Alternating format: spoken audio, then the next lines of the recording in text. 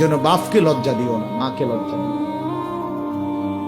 তুমি মুসলমানের বাচ্চা, তুমি সিনেমার নর্তকীর হাতে বড় হও নাই, বরং এক পবিত্র মা তোমারে 2 বছর দুধ খাওয়াইয়া বড় করছে।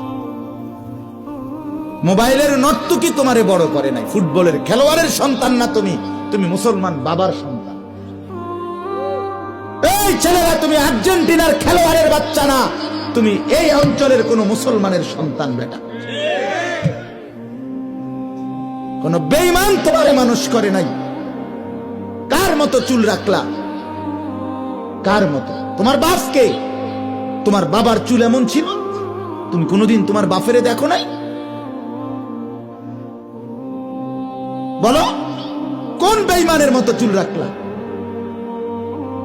কোন মুসলিম সভ্য সমাজের চুল এটা হইতে পারে না। এটা কাফের বেঈমানের চুল, ইহুদির চুল, মুশরিকের চুল, বেঈমানের চুল। নারী নিয়ে পড়ে থাকে, সারা রাত জিনা ব্যভিচার করে, সারা রাত উলঙ্গ নারী নিয়ে হোটেলে বারে নাচে গায়, ফুর্তি করে মদের আড্ডায়। এই বেহায়া নির্লজ্জ কুকুর বিড়ালের জীবন যাদের, তাদের চুলের কাটিং এগুলো। খবর লো বেটা, লজ্জা থাকলে মুসলমানের বাচ্চা এমন চুল রাখো না।